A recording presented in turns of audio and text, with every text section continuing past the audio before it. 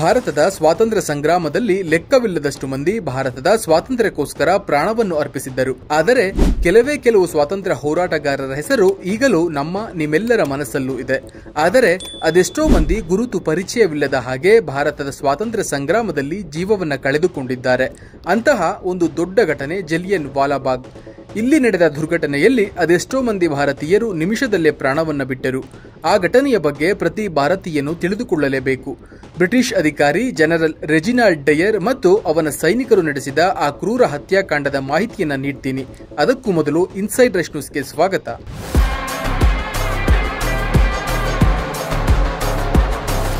ಜಲಿಯನ್ ವಾಲಾಬಾಗ್ ಎನ್ನುವ ಹೆಸರೇ ಪ್ರತಿ ಭಾರತೀಯನ ದೇಶಭಕ್ತಿಯನ್ನ ಬಡಿದೆಬ್ಬಿಸುತ್ತದೆ.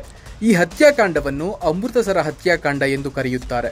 ಭಾರತದ ಸ್ವಾತಂತ್ರ್ಯ ಹೋರಾಟದ ಸಮಯದಲ್ಲಿ ನಡೆದ ಭೀಕರ ದುರಂತ ಕಳೆದು ಹೋದ ನೆನಪನ್ನು ಮತ್ತೆ ಮತ್ತೆ ಮೆಲುಕು ಹಾಕುವಂತೆ ಮಾಡುತ್ತದೆ. ಇದೇ ಸ್ಥಳದಲ್ಲಿ ಬ್ರಿಟಿಷರ ಭೂಸೇನಾ ಮುಖ್ಯಸ್ಥನಾಗಿದ್ದ ಜನರಲ್ ಡೇರ್ ಮತ್ತು ಆತನ ಸೈನಿಕರು ಸಾರ್ವಜನಿಕ ಸಭೆಗೆ ಬಂದಿದ್ದ ಮತ್ತು ಶಾಂತಿಯುತವಾಗಿ ನಡೆಯುತ್ತಿದ್ದ ಸಭೆಯಲ್ಲಿ ಭಾಗವಹಿಸಿದ್ದ ಪುರುಷರು, ಮಹಿಳೆಯರು ಮತ್ತು ಮಕ್ಕಳ ಮೇಲೆ ಗುಂಡಿನ ಸುರುಮಳೆಗೈದಿದ್ದರು. ಈ ದುರ್ಘಟನೆ ಏಪ್ರಿಲ್ 13, 1919 ನಡೆದಿತ್ತು. ಎಲ್ಲದಕ್ಕೂ ಮುಂಚೆ ರೌಲಟ್ ಕಾಯ್ದೆಯ ಬಗ್ಗೆ ನೀವು ತಿಳಿದುಕೊಳ್ಳಲೇಬೇಕು.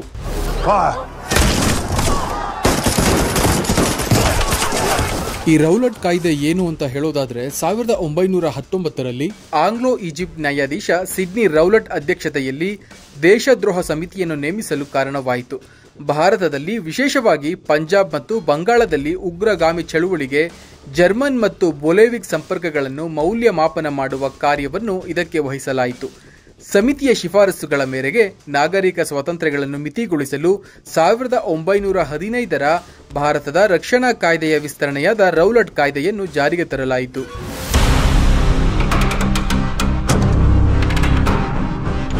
ಬ್ರಿಟಿಷ್ ಭಾರತದ ಪಂಜಾಬ್ನ ಅಮೃತಸರದಲ್ಲಿರುವ ಜಲಿಯನ್ ವಾಲಾಬಾಗ್ನಲ್ಲಿ ವಾರ್ಷಿಕ ಬೈಸಾಖಿ ಜಾತ್ರೆಯ ಸಮಯದಲ್ಲಿ ರೌಲಟ್ ಕಾಯ್ದೆ ಮತ್ತು ಭಾರತೀಯ ಸ್ವಾತಂತ್ರ್ಯ ಪರ ಕಾರ್ಯಕರ್ತರಾದ ಸೈಫುದ್ದೀನ್ ಕಿಚ್ಲೇವ್ ಮತ್ತು ಸತ್ಯಪಾಲ್ ಅವರ ಬಂಧನವನ್ನು ವಿರೋಧಿಸಿ ದೊಡ್ಡ ಜನಸಮೂಹ ಜಮಾಯಿಸಿತ್ತು.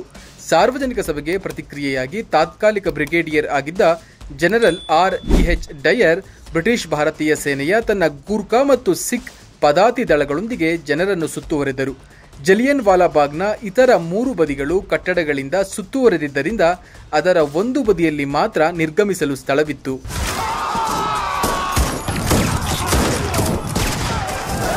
ತನ್ನ ಸೈನ್ಯದೊಂದಿಗೆ ನಿರ್ಗಮನ ದ್ವಾರವನ್ನು ನಿರ್ಬಂಧಿಸಿದ ನಂತರ ಡಯರ್ ಗುಂಪಿನ ಮೇಲೆ ಗುಂಡು ಹಾರಿಸಲು ಆದೇಶವನ್ನ ಮಾಡ್ತಾನೆ. ಪ್ರತಿಭಟನಾಕಾರರು ಪಲಾಯನ ಮಾಡಲು ಪ್ರಯತ್ನಿಸುತ್ತಿದ್ದರೂ ಸಹ ಗುಂಡು ಹಾರಿಸುವುದನ್ನು ಮುಂದುವರೆಸಿದನು. ಇದರ ಪರಿಣಾಮವಾಗಿ ಪಕ್ಕದಲ್ಲಿದ್ದ ಬಾವಿಯ ಒಳಗೆ ಬಿದ್ದು ಸಾಕಷ್ಟು ಜನ ಪ್ರಾಣ ಉಳಿಸಿಕೊಳ್ಳಲು ಪ್ರಯತ್ನವನ್ನ ಮಾಡ್ತಾರೆ. ಆದರೆ ಅವರನ್ನೂ ಬಿಡದ ಬ್ರಿಟಿಷ್ ಸೈನಿಕರು ಮನಸೋಹಿಚ್ಚೆ ಗುಂಡು ಹಾರಿಸಿದರು.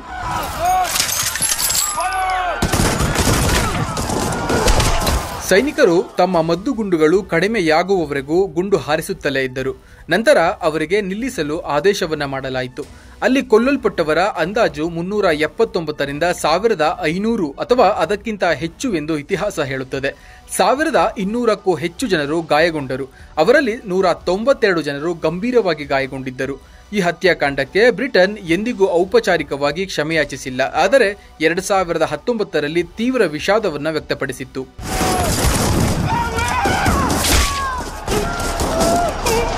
ಈ ಹತ್ಯಾಕಾಂಡದಲ್ಲಿ ತನ್ನ ಪಾತ್ರದ ಬಗ್ಗೆ ಬ್ರಿಟಿಷ್ ಸೇನೆಯು ಮರು ಮೌಲ್ಯಮಾಪನ ಮಾಡಲು ಕಾರಣವಾಯಿತು.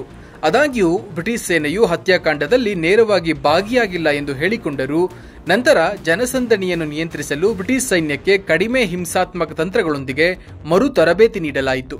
ನಂತರ ಹಲವಾರು ಬ್ರಿಟನ್ ಉನ್ನತ ಅಧಿಕಾರಿಗಳ ಒತ್ತಾಯಕ್ಕೆ ಅಲ್ಲಿ ಮಡಿದವರ ಕುಟುಂಬಗಳಿಗೆ ಮತ್ತು ಗಾಯಗೊಂಡವರಿಗೆ ಸಹಾಯ ಮಾಡಲಾಯಿತು ಎಂದು ವರದಿಯಾಗಿತ್ತು.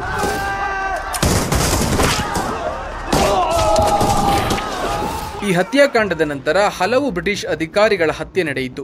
ಅಮೃತಸರದಲ್ಲಿ ನಡೆದ ಘಟನೆಗಳನ್ನು ವೀಕ್ಷಿಸಿದ್ದ ಮತ್ತು ಅಲ್ಲಿ ಗಾಯಗೊಂಡಿದ್ದ ಸುನಮ್ನ ಭಾರತೀಯ ಸ್ವಾತಂತ್ರ್ಯ ಕಾರ್ಯಕರ್ತ ಉಧಮ್ ಸಿಂಗ್ ಜಲಿಯನ್ ವಾಲಾಬಾಗ್ನ ಹತ್ಯಾಕಾಂಡಕ್ಕೆ ಸೇಡನ್ನು ತೀರಿಸುವ ಪಣ ತೊಟ್ಟಿದ್ದರು.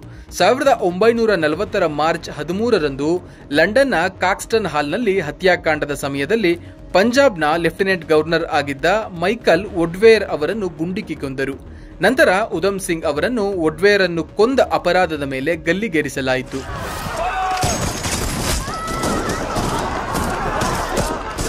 ಹೀಗೆ ಜಲಿಯನ್ ವಾಲಾಬಾಗ್ನ ಈ ದೊಡ್ಡ ಹತ್ಯಾಕಾಂಡ ಅದೆಷ್ಟೋ ಅಮಾಯಕ ಹೋರಾಟಗಾರರ ಸಾವಿಗೆ ಕಾರಣವಾದರೂ ಲಕ್ಷಗಟ್ಟಲೆ ಸ್ವಾತಂತ್ರ್ಯ ಹೋರಾಟಗಾರರ ಹುಟ್ಟಿಗೆ ನಾಂದಿ ಹಾಡಿತು. ಹೀಗಾಗಿ ಇಂದಿಗೂ ಜಲಿಯನ್ ವಾಲಾಬಾಗ್ ಹತ್ಯಾಕಾಂಡ ಭಾರತೀಯರ ಮನಸ್ಸಿನಲ್ಲಿ ಹಾಗೆ ಉಳಿದಿದೆ.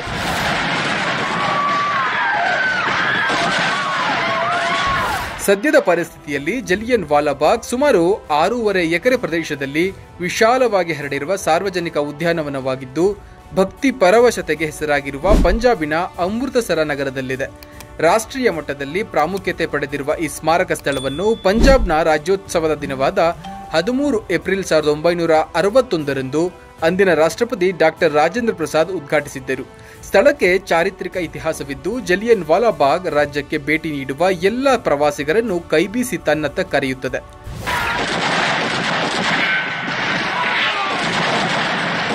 ಇದು ಜಲಿಯನ್ ವಾಲಾಬಾಗ್ನ ನರಮೇಧದ ಬಗ್ಗೆ ಇರುವ ಒಂದಿಷ್ಟು ಮಾಹಿತಿ. ನೋಡ್ತಾ ಇರಿ ಇನ್ಸೈಡ್ ರಶ್ ನ್ಯೂಸ್. ನಮಸ್ಕಾರ.